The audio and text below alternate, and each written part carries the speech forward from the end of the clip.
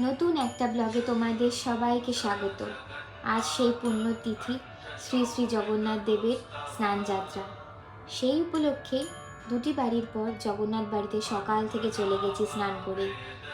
প্রচুর লোকের সমাগম, শুধুমাত্র জগন্নাথ দেবকে স্নান করাবে বলে, দর্শন করবে বলে। সবাই লাইনে দাঁড়িয়ে পড়েছে তাদের টোকেন নিয়ে, কিন্তু জানতে পারলাম টোকেন শেষ, আর দেওয়া হবে না। মনটা খুব খারাপ হয়ে গেল, আমি জল ঢালতে পারবো না। কিন্তু মনের কোণায় এক আশা নিয়ে লাইনে দাঁড়িয়ে পড়লাম, জগন্নাথ দেবকে দর্শন করব বলে, আর যদি উপরি পাওনা হিসেবে স্নান করাতে পারি। কথায় আছে, ওনার ইচ্ছা ছাড়া কিছুই হয় না।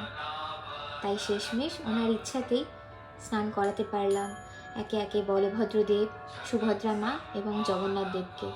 তারপরেই পেয়ে গেলাম প্রসাদ। প্রসাদে ছিল ফ্রাইড রাইস, আলুর দম, পায়েস, চাটনি, পাঁপড়, বেগুনি, মিষ্টি। আবার বাড়ি ফিরে আসলাম।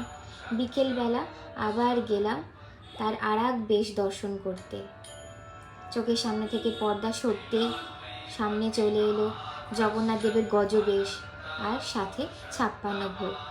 কথায় আছে, ভোগ দর্শনে দুর্ভোগ কাটে।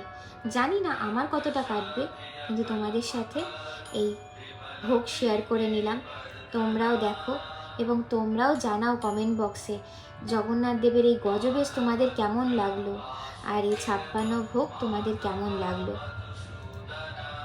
সব শেষে একটা কথাই বলবো, যারা জগন্নাথ দেবকে ভালোবাসো তারা অন্তত এই ভিডিওটা নিজের কাছের মানুষদের কাছে পৌঁছে দাও।